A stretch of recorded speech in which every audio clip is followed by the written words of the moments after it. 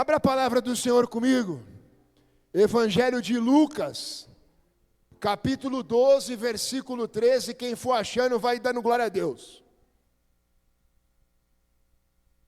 Evangelho de Lucas, capítulo 12, versículo 13. Glória a Deus.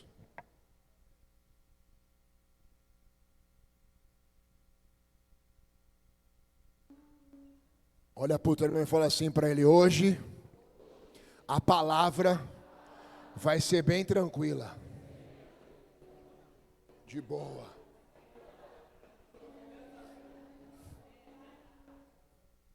Ninguém mais acredita em mim, né? Diz assim a palavra do Senhor na minha Bíblia e na sua. Nesse ponto, um homem que estava no meio da multidão disse a Jesus: Mestre, diga ao meu irmão que reparta comigo a herança. Mas Jesus lhe respondeu: Homem, quem me nomeou juiz ou repartidor entre vocês? Então lhes recomendou: tenham cuidado e não se deixem dominar por qualquer tipo de avareza, porque a vida de uma pessoa não consiste na abundância dos bens que ela tem. Jesus lhes contou ainda uma parábola dizendo: o campo de um homem rico produziu com abundância. Então ele começou a pensar: que farei, pois? Não tenho onde armazenar a minha colheita. Até que disse: já sei, destruirei os meus celeiros e construirei outros maiores, e aí armazenarei todo o meu produto e todos os meus bens. Então direi à minha alma: você tem em depósito muitos bens para muitos anos. Descanse, coma e beba e aproveite a vida. Versículo 20. Mas Deus lhes disse: louco, esta noite lhe pedirão a sua alma. Nossa, que silêncio. E o que você tem preparado e para quem será?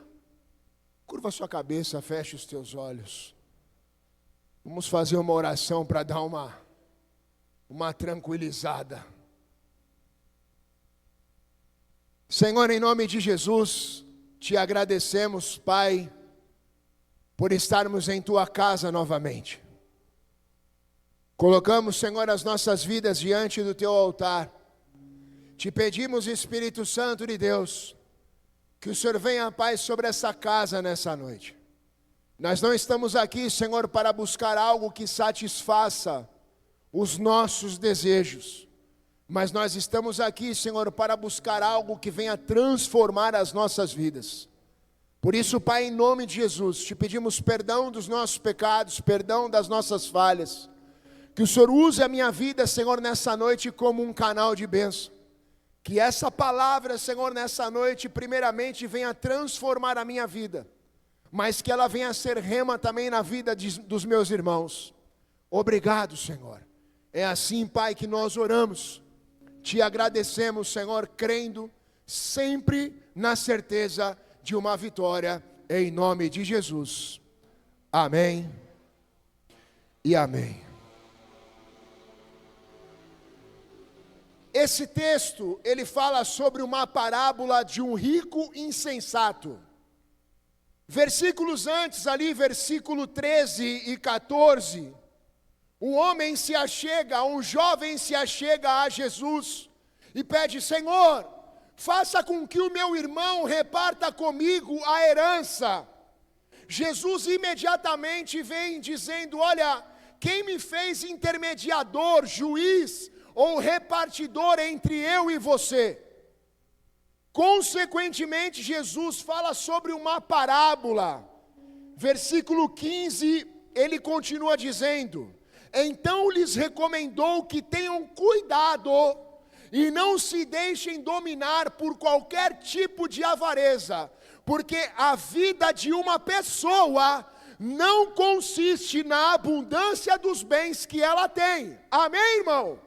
Olha para o teu irmão como um profeta e fala assim para ele: tudo que você tem diante do reino não vale nada. Não tem valor algum, meu irmão. Você pode ter o iPhone 35, você pode ter a melhor BMW, se você não tiver Jesus, você não tem nada. Nada, irmão.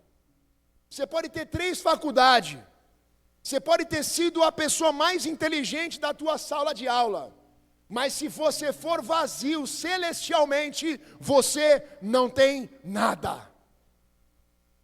É o que Jesus está dizendo. A vida de uma pessoa não consiste do que ela tem e nem do que ela é. E no versículo 16 ele fala assim: Jesus lhe contou uma parábola ainda dizendo: um campo de um homem produziu com abundância. Então ele começou a pensar: que farei? Pois não tenho aonde armazenar tanta colheita, ou a minha colheita. Até que disse: já sei, vou destruir todos os meus celeiros e construir outros ainda maiores. E aí armazenarei todo o meu produto e todos os meus bens. Então eu direi a mim mesmo, a minha alma: você tem em depósito muitos bens, para muitos anos. Descanse, coma, beba e aproveite a sua vida. É o egocentrismo. É a pessoa que olha para ela e fala: hoje eu não preciso de ninguém, eu não preciso de nada, porque tudo o que eu possuo já me satisfaz. É a soberba. Mas o versículo 20, ele traz uma continuação e a finalização dessa parábola dizendo: mas Deus lhes disse: você é um louco, essa noite lhes pedirão a sua alma. E o que você tem preparado? E para quem será? Meu irmão, esse texto, Jesus está trazendo uma analogia para esse jovem, dizendo: olha, não se preocupe com essas coisas, não se apegue, não se prenda às coisas mundanas, porque lá a palavra do Senhor diz em 1 João capítulo 2, versículo 17, que o mundo e a sua cobiça passam, mas aquele que faz a vontade de Deus permanece para sempre. As coisas do mundo são passageiras, nós não podemos nos apegar nas coisas passageiras, mas nós precisamos nos aproximar daquilo que é eterno. Amém, igreja? Facilmente nós somos influenciados a adorar aquilo que o mundo nos oferece. Meu irmão, deixa eu dizer algo para você: existem muitas pessoas que serão capazes de te influenciar, mas somente você colherá as consequências. Somente você, meu irmão. Deixa eu dizer uma coisa para você hoje. Hoje eu tenho poucos amigos. Eu posso contar em uma mão só e ainda me sobra dedos. Sabe por quê, meu irmão? Eu quero andar com pessoas que queiram voar como eu. Eu quero andar com pessoas que tenham visão de águia. Eu quero andar com pessoas que tenham compromissos com Deus como eu quero ter. Eu quero andar com pessoas que estão preocupadas com as coisas celestiais e não com as coisas do mundo. As coisas do mundo, meu irmão, são passageiras. É exatamente isso que Jesus estava falando para esse jovem: olha, não olhe para essas coisas, não fique preso a essas coisas, porque se o Senhor pedir a tua alma nessa noite, o que você tem preparado, meu irmão? Para quem será isso que está na sua mão? O que você fez durante todo esse tempo da sua vida? Você não sabe, meu irmão. Deixa eu dizer uma coisa para você, se você tiver com a tua senha na mão, não adianta você falar, passa na minha frente aqui, não, meu irmão. O dia que tua senha cantar é você e acabou. Acabou, não haverá outra oportunidade. Deixa eu fazer essa pergunta para você, meu irmão, nessa noite. Se o Senhor pedir a tua alma nessa noite, qual foi o sentido da sua vida, meu irmão? Se você não acordar amanhã,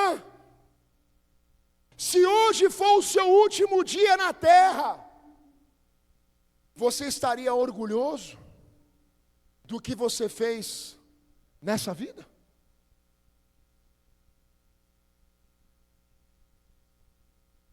Para que nós possamos entender, meu irmão, a profundidade dessa palavra. Nós, seres humanos, nós somos formados por 3 dimensões. Repita comigo: corpo, alma e espírito. Olha para o teu irmão e fala assim para ele: corpo, alma e espírito. Segura aí. O corpo é o físico conduzido por 5 sentidos: visão, audição, paladar, tato e olfato. Amém, igreja? Então o corpo ele é conduzido por isso, é a carcaça, é o que nós temos de objeto, de matéria palpável. Esse é o significado do corpo. A alma interpreta a informação sensorial de nosso corpo e é influenciada em nossas ações. A alma, ela é formadora das nossas personalidades. Ou seja, a nossa alma é quem conduz o nosso corpo e traz uma ligação de espírito com o Senhor.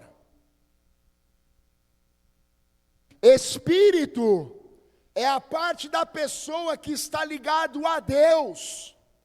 A alma e o espírito estão sempre interligados.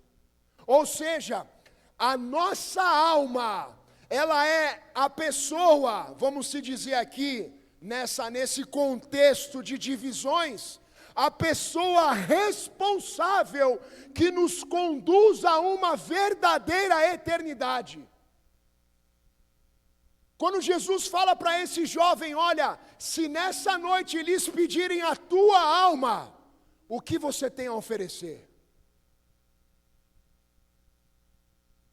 A testificação disso está lá em Gênesis capítulo 1, versículo 26.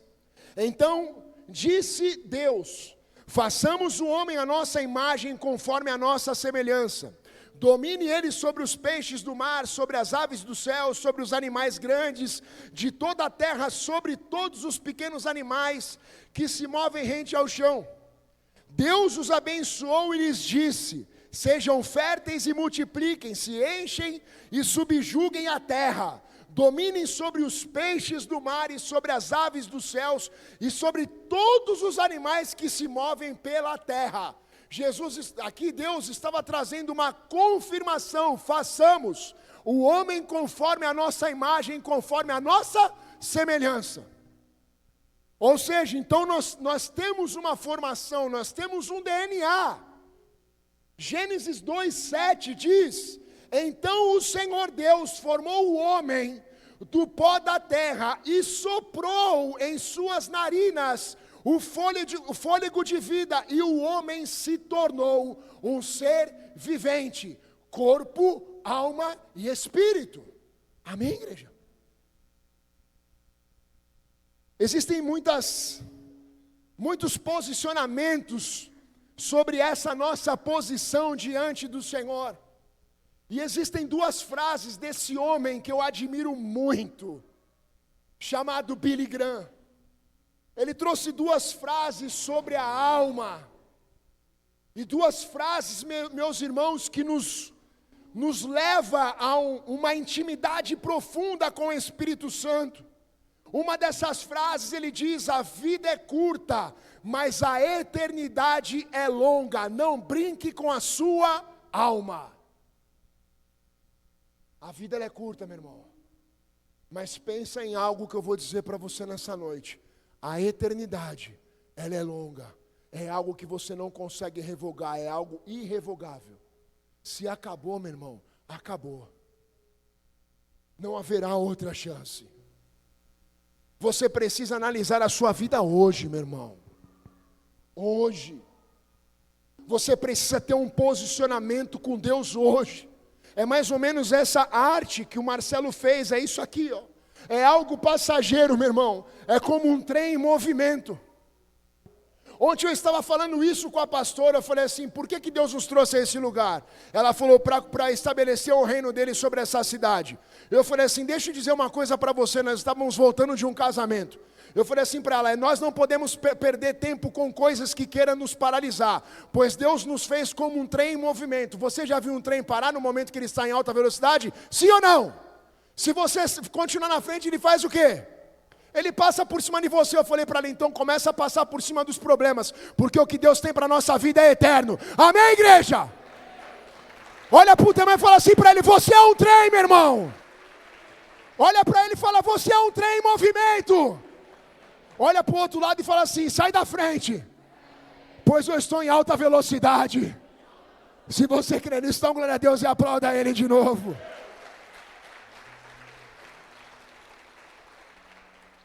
Fica paralisando porque, porque o irmão, porque o Vasco está perdendo hoje. Cadê o Mateusão? Tive que falar, meu irmão, não deu para falar do Flamengo. Porque não sei o quê. Porque, irmão, o reino não é para menino não, meu irmão, o reino é para valente. Amém? O reino não é lugar de menino não, meu irmão. A eternidade não é lugar de menino não, é para homem e para mulher valente. É para pessoas que se posicionam diante de Deus e buscam algo eterno com Ele, amém, igreja? Fica perdendo o teu tempo com fofoca, com palavrinha furada. Meu irmão, o problema não está em quem fala, o problema está em quem escuta. Se tem um ouvido para escutar, vai ter uma boca para falar. No momento que a pessoa começar a falar, você fala: irmão, na moral, eu não quero saber. Na moral, você tem alguma coisa contra a pessoa, vai lá e resolve com ela. Pronto, acabou. Acabou. Agora, meu irmão, você vai perder tua salvação. Tu vai perder a tua intimidade com Deus por causa de diz que me diz, por causa de fofoquinha. Olha para o também e fala: cresce, irmão. Cresce. Se posicione com Deus.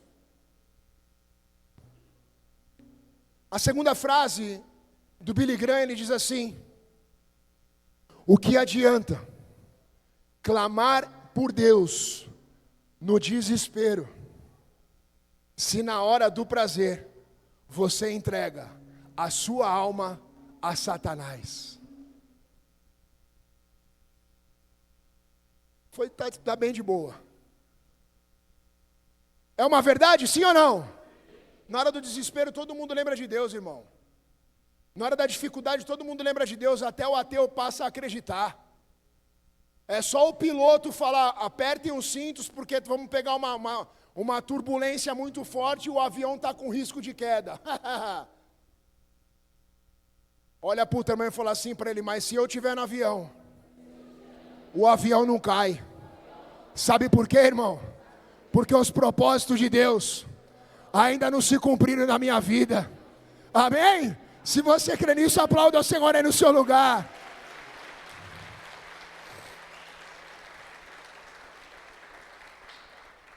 Existem dois pontos dessa palavra que nós precisamos nos atentar, para que nós possamos entender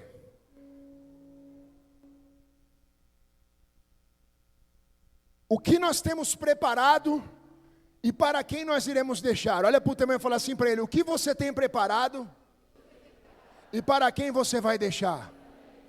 Meu irmão, quando você olha uma palavra como essa, vou trazer algo muito importante e pesado para você. Você é responsável pela tua geração.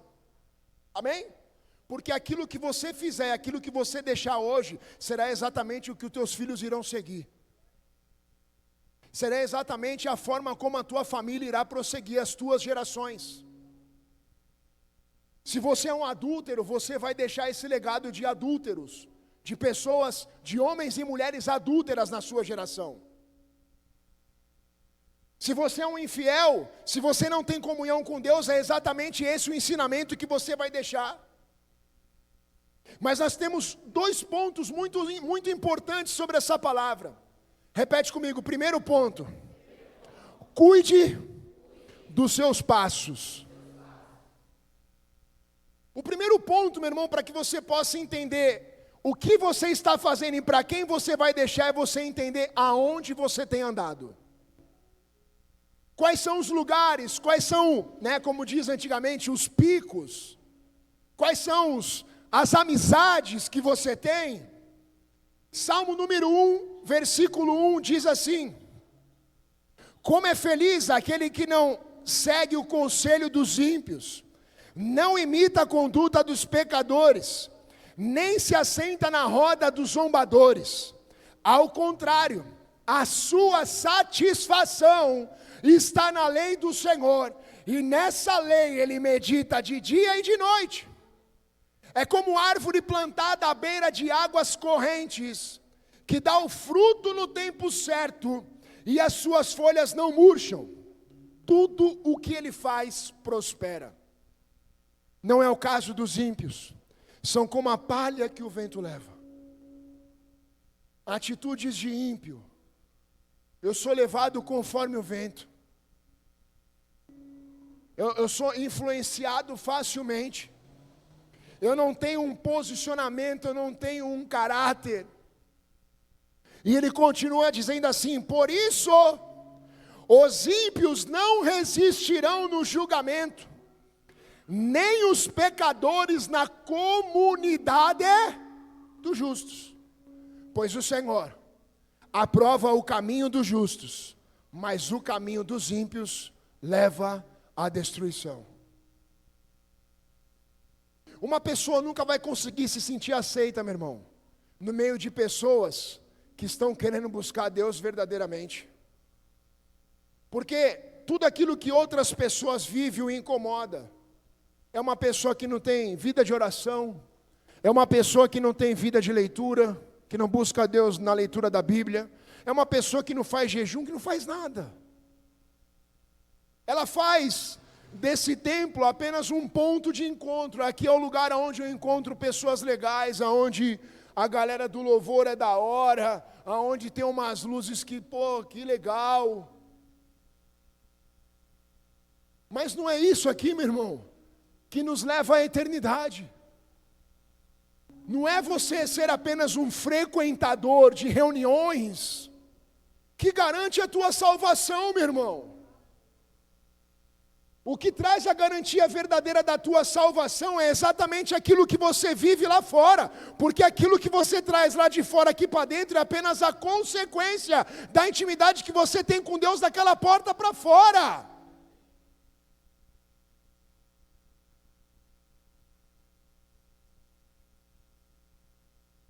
É isso. Não consegue, não consegue ter acessos. Porque os lugares, as escolhas de andar em lugares aonde pessoas não têm comunhão com Deus, não têm o caráter cristão. Tiago capítulo 3, versículo 11 diz assim: acaso pode sair água doce e água amarga da mesma fonte? Meus irmãos, pode uma figueira produzir azeitonas ou uma videira figos?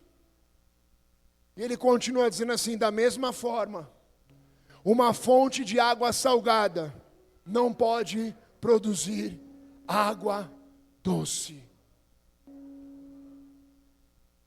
Deixa eu dizer algo para você, irmão. Você precisa começar a entender aonde você tem caminhado. Você precisa começar a entender qual tem sido os teus passos.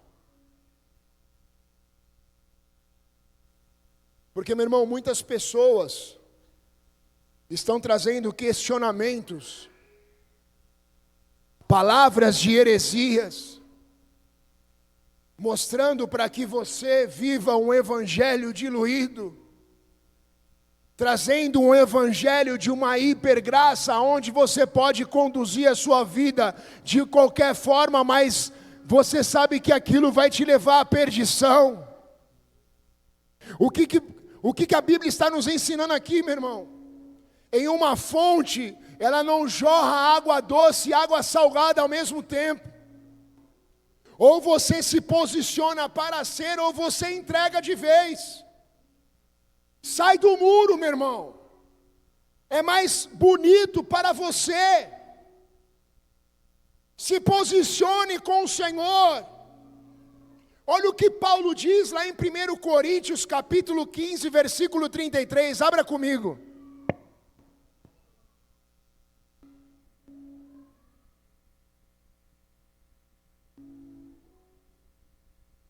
Estamos caminhando para o final.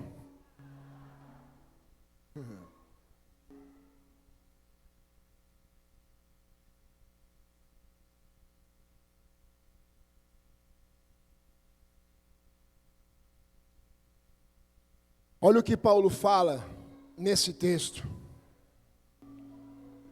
Não se deixe enganar. As más companhias corrompem os bons. É isso. Existem pessoas que são capazes, elas têm um dom de anular tudo aquilo que você tem vivido com Deus durante anos, em segundos. Meu irmão, deixa eu dizer uma coisa para você. Sabe como é que eu comecei a selecionar as minhas amizades? Eu comecei a ter 5 minutos de conversa com a pessoa. Se a conversa daquela pessoa tem Jesus no meio, meu irmão, é um cara que pode andar comigo. Agora, se não me edifica, não serve para andar comigo. Porque existem pessoas, meu irmão, vazias, que precisam mostrar que tem, que foi, para poder serem aceitas. Sabe como é que se chama isso? Rejeição. É uma pessoa que sofreu rejeição a sua vida inteira, então hoje ela precisa mostrar que tem ou que é alguma coisa para poder ser aceita. E sabe qual que é a única coisa que eu tenho hoje, meu irmão? É a salvação. Só. Porque assim como diz esse texto, tudo que eu tenho, meu irmão, foi anulado. Eu não tenho nada. Nada do que eu tenho físico é relevante diante dos céus. E olha o que Paulo continua dizendo. Como justos, recuperem o bom senso e parem de pecar. Pois alguns há que têm conhecimento, o conhecimento de Deus. Digo isso para a vergonha de vocês. Olha o que Paulo está dizendo, cara. Ele traz um texto dizendo, olha, não se deixe enganar. As más conversações corrompem os bons costumes, as más companhias corrompem os bons costumes. Eu preciso olhar para a minha vida, meu irmão, e eu tenho que olhar para o meu interior e sentir vergonha daquilo que eu estou vivendo. Eu preciso olhar para mim, olhar no espelho e falar, miserável. Como você foi capaz de fazer isso? Como você foi capaz de ser esse homem? Como você foi capaz de ser essa mulher?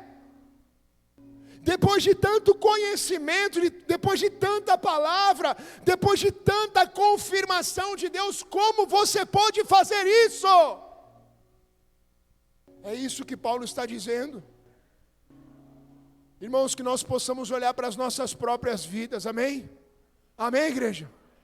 Que aquilo que nós estamos praticando venha nos causar vergonha diante do Senhor. Sabe por quê, meu irmão? Você não sabe o dia de amanhã. O amanhã possa não existir para a tua vida. Deixa eu dizer algo para você, meu irmão, o que você fez? E para quem você vai deixar? Qual é o legado, irmão? Qual é o legado que você vai deixar para a tua geração? Será que você tem se posicionado verdadeiramente diante de Deus?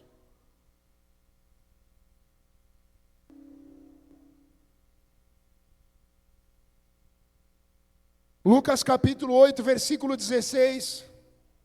Ninguém acende uma candeia e a esconde no jarro, ou a coloca debaixo de uma cama. Pelo contrário, coloca-a num lugar apropriado, de modo que todos os que entram possam ver a luz. Todos os que entram no ambiente possam ver a luz. Sabe que Jesus nos ensina a respeito disso? Será que as pessoas olham para você e vê Jesus na sua vida, irmão? Será que você é uma pessoa verdadeira? Será que você é uma pessoa confiável? As pessoas podem confiar em você. E olha o que ele termina dizendo: porque não há nada em oculto que não há de ser revelado, e nada escondido que não venha a ser conhecido e trazido à luz. Sabe como eu entendo na minha interpretação sobre esse texto? Ou nós nos posicionamos, meu irmão, para sermos verdadeiramente crente, cristão, igreja. Ou você será envergonhado, meu irmão, pelas suas próprias atitudes e pelos seus próprios atos.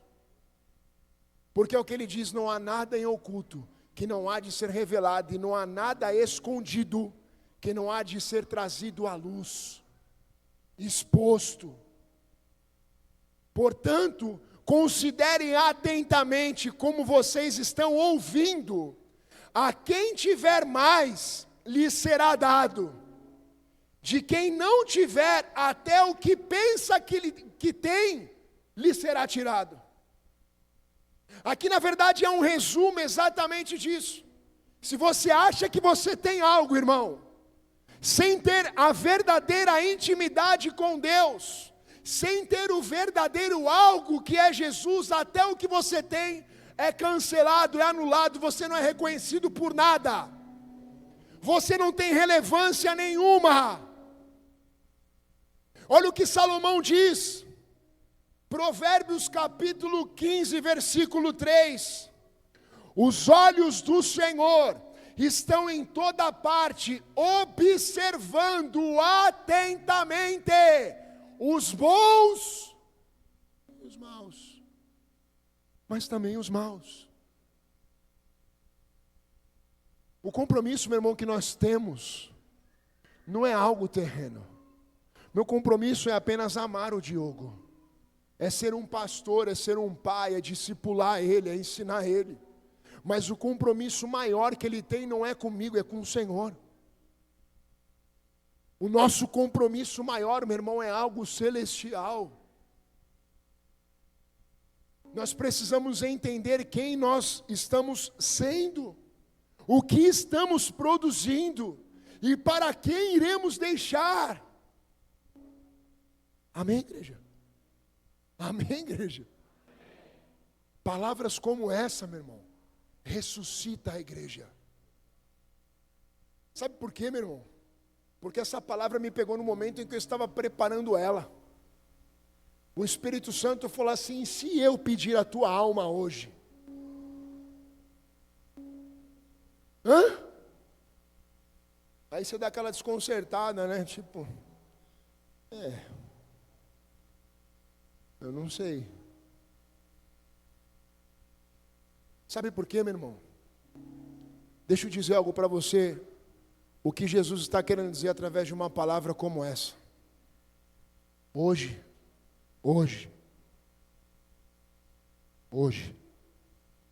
como igreja, nós estamos trocando as nossas prioridades.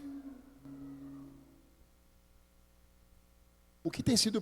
Como assim, pastor, trocando as nossas prioridades?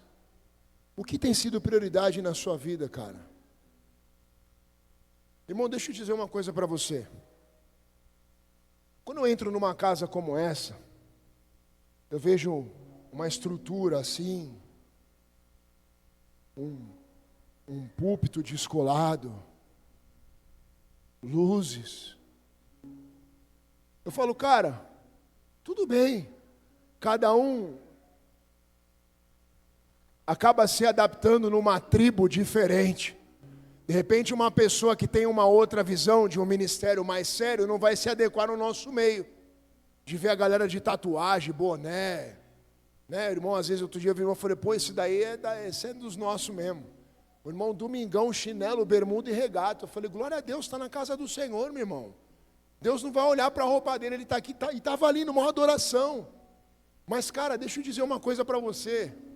Não é essa estrutura que garante a nossa salvação, não. Sabe por quê, irmão? Quando eu estava no auge pior da minha vida, pior. Eu conheci uma família que me levou numa igreja chamada Assembleia de Deus Ministério de Santos, lá na Helena Maria, no Guarujá. Atrás da Ademar de Barros. Eu sentei numa cadeira lá e fiquei observando, cara. 2 cultos que eu fui naquela igreja e fiquei olhando. Um tiozão de uns 90 e alguma coisa. Pensa no era, que ele era um ancião da igreja, irmão. Mas dos brabo. Ele, todo o começo do culto, ele andava pela igreja, ele abria todas as janelas, eu ali na galeria, só observando aquele tiozão. E eu tudo mulambento, mano. Eu estava no auge mesmo da droga, do loucura. Mas alguém olhou para mim, cara. E acreditou em mim. E aí eu observei ele 2 cultos. Ele, no começo do culto, ele abria todas as janelas. E no final do culto, ele vinha fechando. Aí eu, curiosão, né? Perguntei, falei, deixa eu perguntar, cara. Qual que é a brisa daquele tiozão, mano? Que chega abrindo a janela e no final do culto fecha a janela. Aí ele pegou, a pessoa falou assim para mim, falou, sabe aquele cara ali, mano? Ele é o membro mais antigo dessa congregação. Foi praticamente ele que fundou, mano. Na época, junto com, acho que o pai do Paulo Correia, que era do ministério da Assembleia de Deus, Ministério de Santos. Ele falou assim, sabe o que ele faz? Ele não enxerga. Ele vem passando, ele já sabe os locais certos, ele vem passando, ele vai abrindo as janelas. E depois ele vem pelo mesmo lugar e ele vem fechando porque ele sabe onde é cada vão. Ele falou assim, só que ele enxergava, só que numa oração. Deus tirou a visão dele dizendo assim para ele, filho, eu vou tirar a tua visão, porque daqui para frente você não merece ver mais o que você está vendo. O que vai acontecer? A sua geração perdeu a essência. Cara, uma pregação que eu ouvi aquele dia, eu estava na galeria, meu irmão, na galeria. Quem lembra da bermuda de veludo da Ciclone? Era esse nível. Só Jesus na causa. Foi bem aquela época que eu menti para minha mãe. Falei aqui, mãe, aquele testemunho do carro que eu bati e abandonei o carro lá no... Ela só olha assim para mim, ó. Eu com a bermuda da Ciclone, todo maloqueiro, irmão. Bem do Guarujá mesmo, tá ligado? Caiçara. O cara pregou uma palavra, irmão. Tinha só um menino. Numa bateria que não tinha nada disso. Era só o prato, essa aqui do meio e essa outra do canto. Um outro com baixo, que não era nem baixo, era aquele baixolão, que era um violãozão grande. Um violãozinho. E aquela orquestra, sabe que a galera da Assembleia Tradicional tocava? Meu irmão, quando aquele cara terminou de pregar, não tinha luzes como essa, não tinha uma estrutura como essa. Mas quando ele fez o apelo, eu desci daquela galeria, meu irmão, sendo conduzido pelo Senhor. Eu falei, Senhor, hoje eu te aceito como o Senhor e Salvador da minha vida. Foi exatamente naquele dia que eu entreguei minha vida para Jesus. Mas quer que eu te diga algo para você, meu irmão? Era um cara simples, atrás de um púlpito de madeira escrito, Jesus Cristo é o nosso Salvador. É por isso que eu falo, irmão, que eu tenho um DNA assembleano. Só que nós estamos perdendo, meu irmão, as prioridades. Nós estamos deixando de ser igreja. Antigamente não tinha, como é que chama, Diogão? Worship. Não tinha nem chip, irmão. Nem chip tinha. Era o pandeiro. O primeiro louvor era aquele tiozão de terno, já com 87 anos, e ele pegava o pandeirinho. Meu irmão, deixa eu dizer uma coisa para você. Se você nunca teve essa experiência, eu tive. De entrar numa igreja e começar a adoração no pandeiro, você pode se preparar, meu irmão, que o fogo desce naquele lugar. Eu nunca vi algo como aquilo. Pode colocar a melhor banda para tocar aqui no domingo, meu irmão. Pode colocar Morada, pode colocar o que for aqui, mas um tiozão com pandeiro na mão não tem igual. É ou não é? Só quem já entrou numa igreja com pandeiro na mão, meu irmão, sabe o que eu estou dizendo. É céu na terra, meu irmão. É o fogo desce. Amém, igreja? Amém. Lemos já Hebreus, não? Não, né? Hebreus capítulo 4, versículo 11 diz assim: portanto, ofereçamo-nos por entrar nesse descanso, para que ninguém venha a cair, seguindo aquele exemplo de desobediência. Pois a palavra de Deus, ela é viva e eficaz, é mais afiada que qualquer espada de 2 gumes, ela penetra ao ponto de dividir alma e espírito, juntas e medulas, e julga os pensamentos e as intenções do coração. Nada em toda a criação está oculta aos olhos de Deus. Tudo está descoberto e exposto diante dos olhos daquele a quem haveremos de prestar contas. Aí eu te pergunto, meu irmão, mais uma vez, o que você tem produzido e para quem você irá deixar? Você acha que é algo físico, irmão? É espiritual. Você vai prestar conta. Amém, igreja? E o segundo ponto que nós temos dessa palavra é: alinhe a sua vida diante do Senhor. Olha para o também e fala assim para ele: traga um alinhamento sobre a tua vida nessa noite. Abra comigo, livro de Tito, capítulo 2, versículo 11.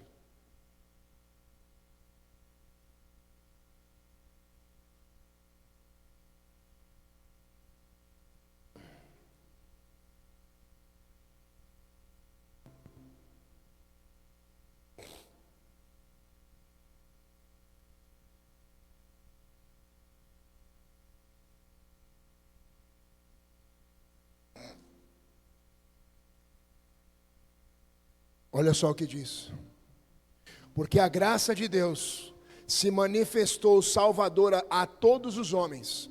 Ela nos ensina a renunciar à impiedade e às paixões mundanas e a viver de maneira sensata, justa e piedosa nessa era presente, enquanto aguardamos a bendita esperança, a gloriosa manifestação de nosso grande Deus e Salvador, Jesus Cristo. Ele se entregou por nós, a fim de nos remir de toda a maldade e de purificar para si mesmo um povo particularmente seu. Olha para o outro e fala assim para ele: você é algo, é propriedade particular do Senhor. Se você crê nisso, dá um glória a Deus e aplauda Ele.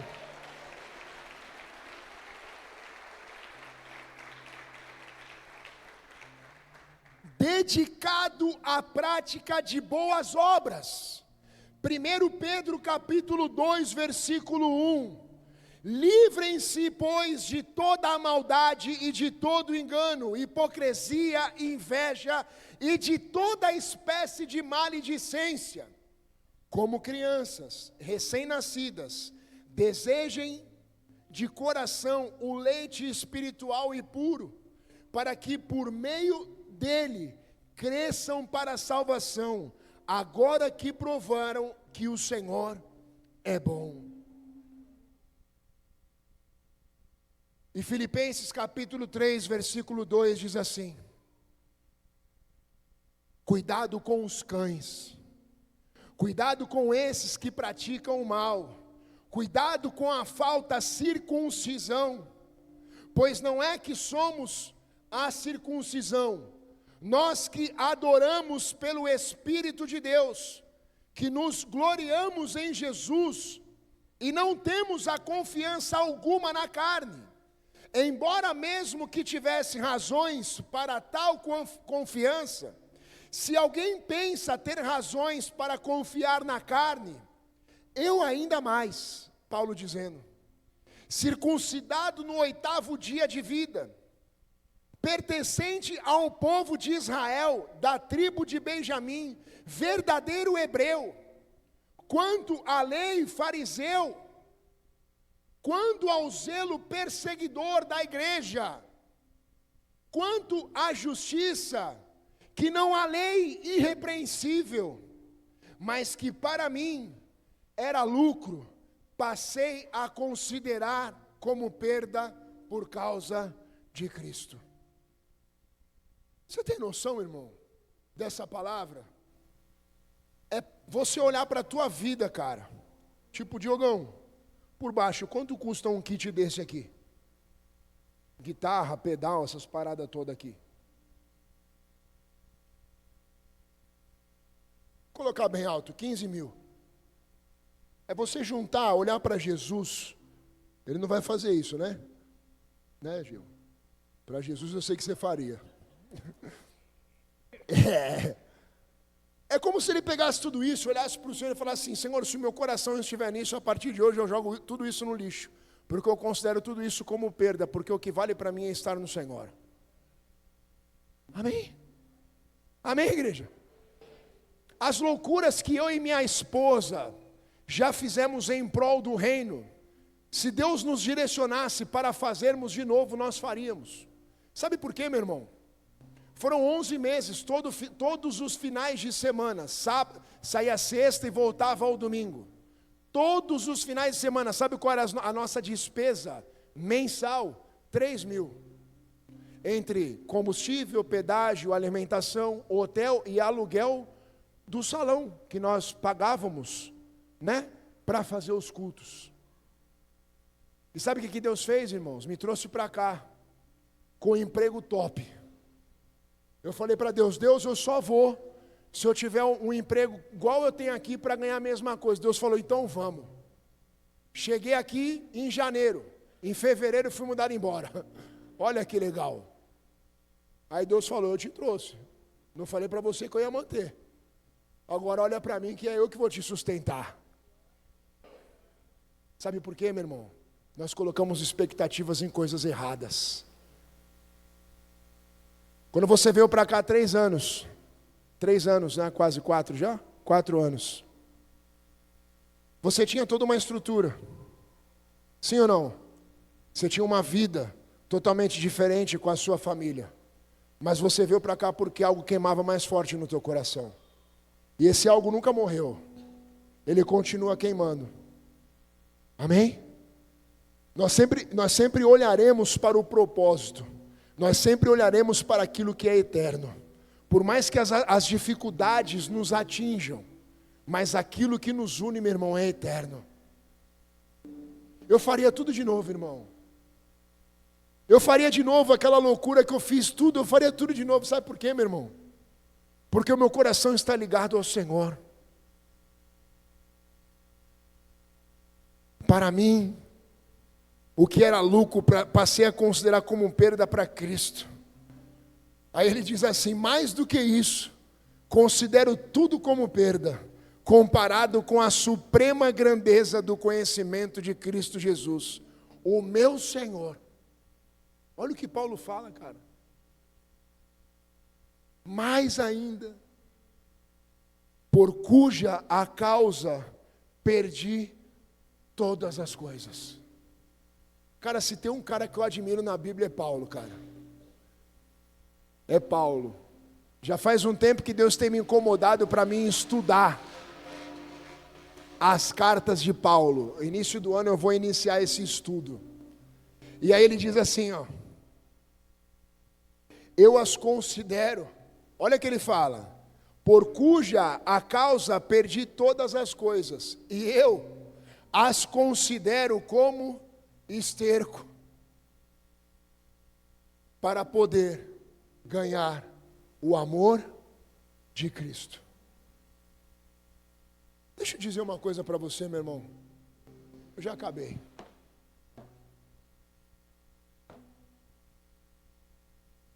Se hoje no meio da tua caminhada, Deus falasse ao teu coração assim, cara, para tudo. Entrega tudo. Eu quero os teus Isaques. Você olhar para a tua vida hoje, irmão.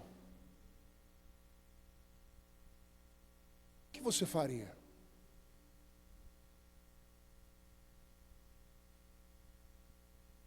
Qual seria a tua posição nisso? Sabe por quê, queridos? Só quem um dia não teve nada e hoje tem, o mesmo sentimento e consideração é que continua não tendo nada. Sabe por quê? Porque o coração dessa pessoa não está ligado ao que ele tem.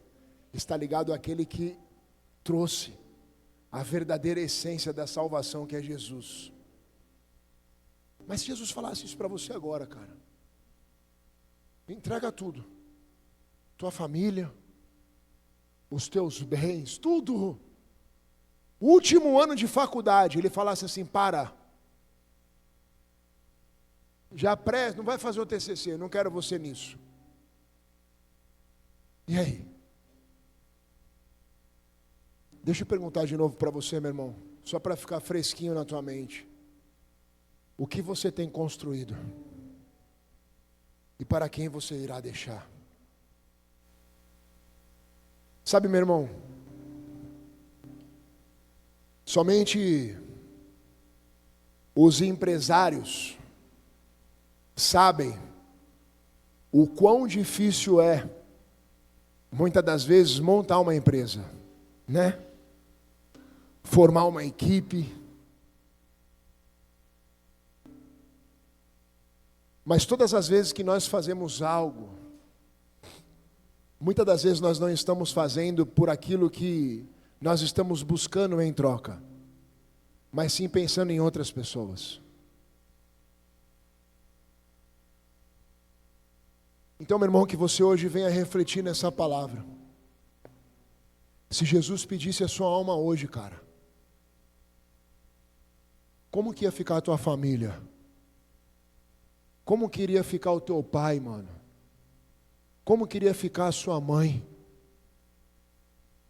Como queria ficar os seus filhos? Qual é o legado que você iria deixar para essa geração? Sabe por quê, irmãos? Eu não estou preocupado mais com nada. Sabe o que Deus falou para mim? Você tem um ministério importante para poder cuidar a partir de hoje. Esse ministério se chama Fátima. Só esse. É por isso que ela tem me aturado e amanhã nós fazemos 13 anos de casado.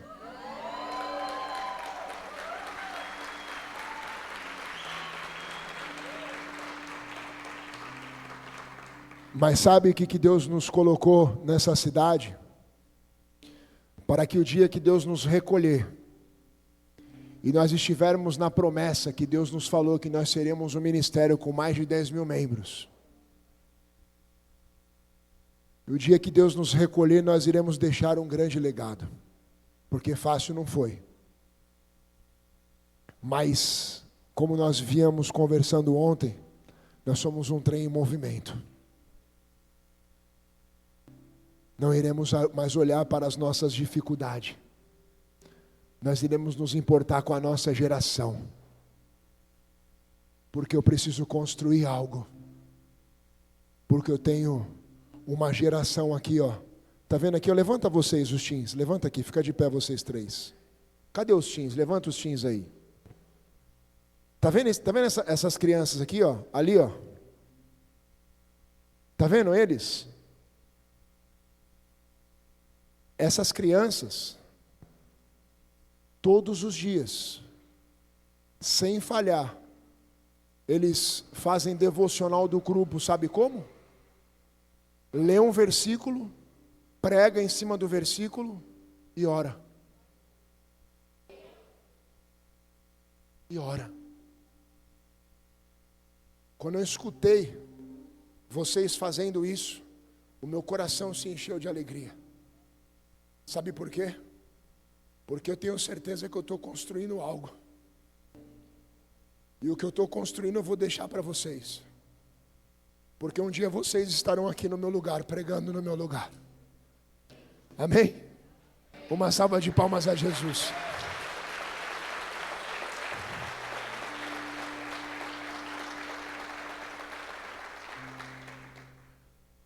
Vem cá, fala aqui.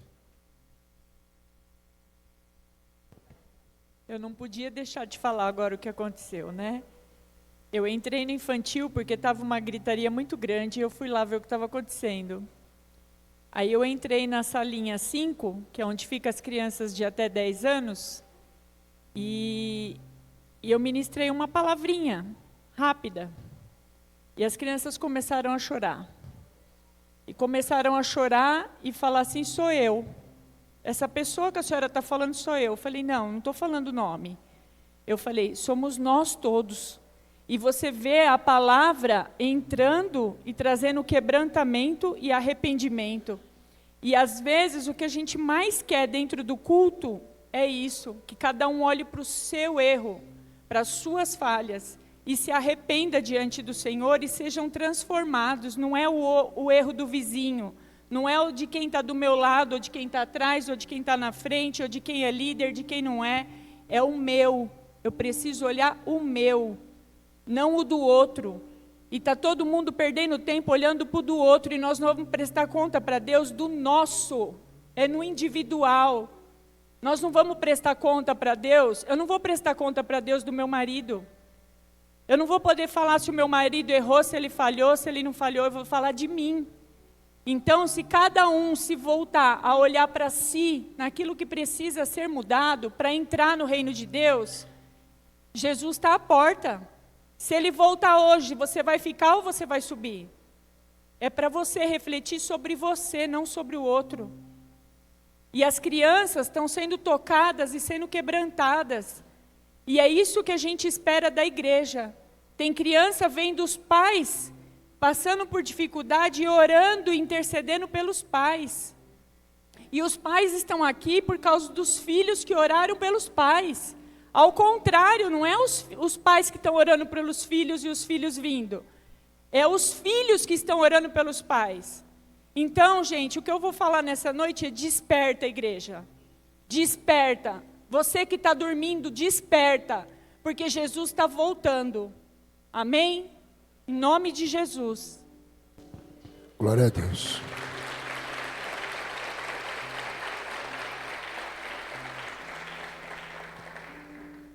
Curva a tua cabeça, fecha os teus olhos.